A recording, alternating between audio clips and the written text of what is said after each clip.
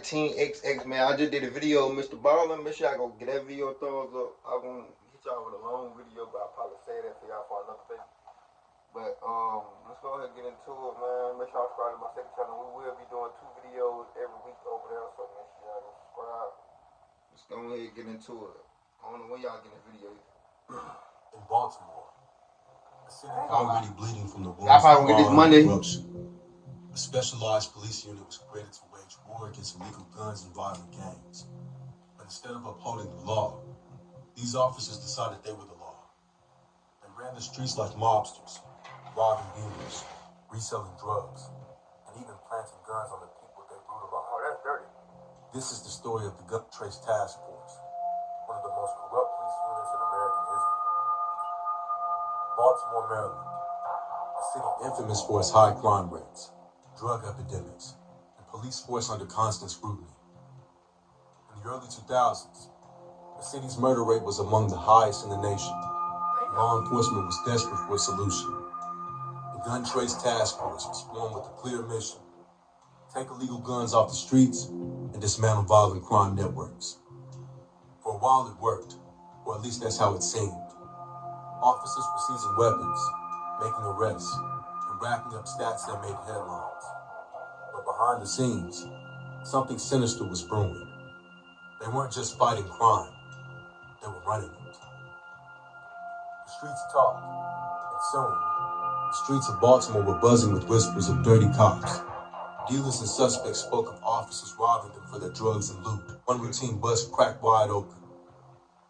2015, a heroin dealer named Aaron Anderson was under surveillance by Detective David McDougall. I tell y'all every time, bro, police is the most dangerous game.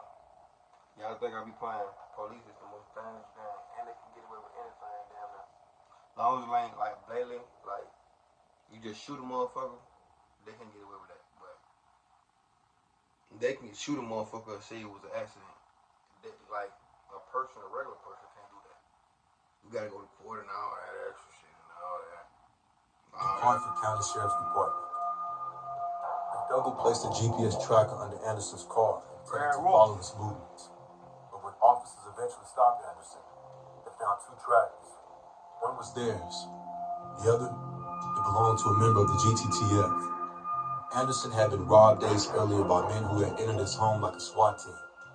They stole nearly 1 kilogram of heroin, cash, a high-end watch, and how to cover their tracks. McDougall's investigation led to a shocking discovery. The Gun Trace Task Force wasn't about stopping crime. Instead, it was running a sophisticated mafia-style operation inside the Baltimore Police Department. Kind of remind me of, damn, what's that show called?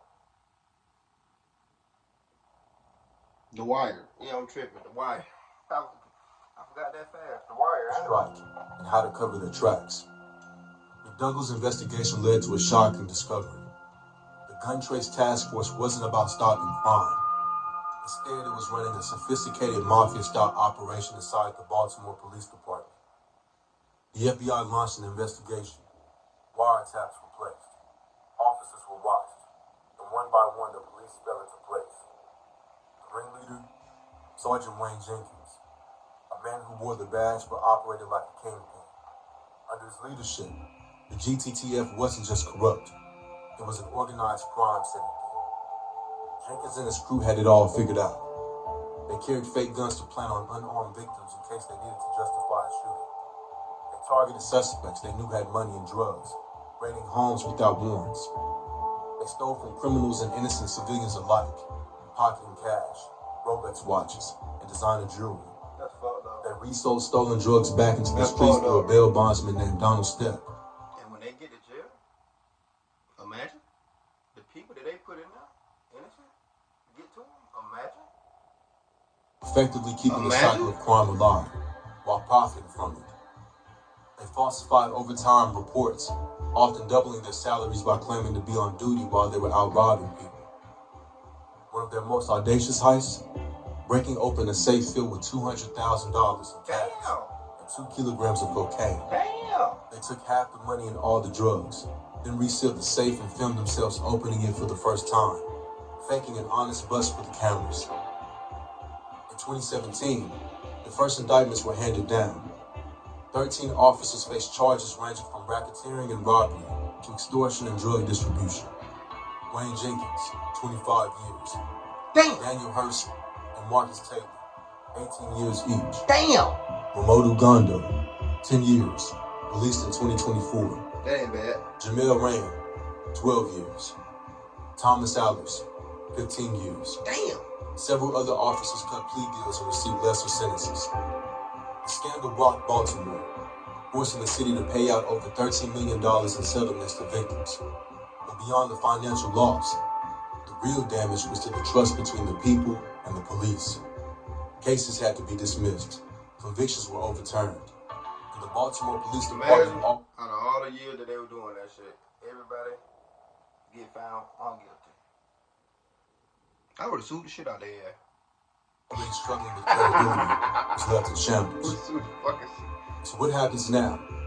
Most of these officers are still behind bars. Some have already been released, slipping back into society as if nothing ever happened. For the victims, justice may have been served, but does it feel like justice? And the real question remains, if this was happening in Baltimore, where else is this happening right now? Feel free to suggest a story you want to see. And that was 19XX. Make sure y'all give me a thumbs up, like, share, and subscribe. You feel me? Y'all might get this video Monday or Tuesday. Happy Saturday. See you when I see y'all niggas. Let's ride, man.